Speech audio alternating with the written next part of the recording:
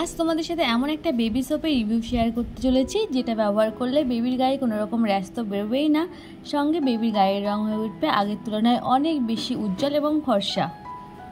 ডারমাডিউ Bieber plus এই সাবানটা কিন্তু আমিও আমার বেবির জন্য ইউজ করি। সাবানটা কিন্তু খুব ভালো, আমি আগে ইউজ করেছি, তারপরে কিন্তু তোমাদের সাথে রিভিউ শেয়ার করছি।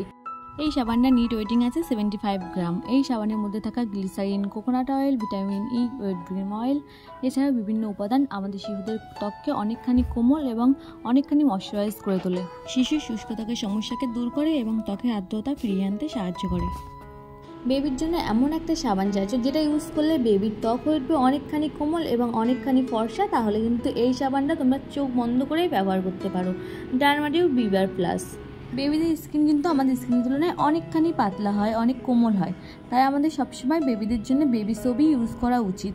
এই সাবানটার দাম পড়েছে 198 টাকা, তোমরা কিন্তু এর উপর কিছু ডিসকাউন্ট পেয়ে যাবে। সাবানটা আমি আনবক্স করে দেখাচ্ছি। সাবানটা কিন্তু এতটাই কোমল যে সাবানটাতে আঙুল দেওয়ার সঙ্গে সঙ্গে সাবানটা গলে যাচ্ছিল, ওই জন্য আমি সাবানটার বেশ কিছুটা অংশ কেটে তারপরে ইউজ করেছি, বাদবাকি অংশটা এভাবেই ঢুকিয়ে রেখেছি, নাহলে কিন্তু সাবানটা গলে যাওয়ার সম্ভাবনা থাকবে। ওই জন্য কিন্তু তোমরা ইউজ করার সময় এই সাবানটা কিন্তু হাফ করে কেটে নিয়ে ইউজ করতে পারো। এই সাবানটার পিএইচ বানাচ্ছে 5.5, তাই বুঝতেই পারছো সাবানটা কোমল স্কিনের জন্য কতখানি উপকারী। এই সাবানটা বেবিদের স্কিনের জন্য একদম বেস্ট একটা সাবান। এই সাবানটার নিট ওয়েটিং আছে 75 গ্রাম। এই সাবানের মধ্যে থাকা glycerin, shea butter, wheat green oil, vitamin E, coconut oil, glycerin শিশুদের ত্বককে অনেকখানি কোমল করে তোলে। তাহলে বুঝতেই পারছো এই ইনগ্রেডিয়েন্টসগুলি শিশুদের ত্বকের জন্য কতটা উপকারী।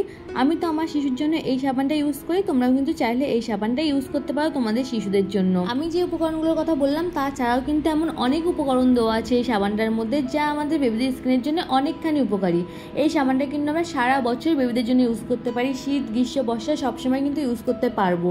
বেবিদের স্কিন আরও ভালো রাখার জন্য কিন্তু আমরা আরও একটা কাজ করতে পারি। গরমকালে কিন্তু স্নান করানোর আগে অয়েল ম্যাসাজ দিয়ে নিতে পারি এবং শীতকালে স্নান করানোর পরে কিন্তু অয়েল ম্যাসাজটা দিতে পারি। সেক্ষেত্রে কিন্তু বেবিদের স্কিনটা আরও ভালো ময়শ্চারাইজ হয়ে উঠবে।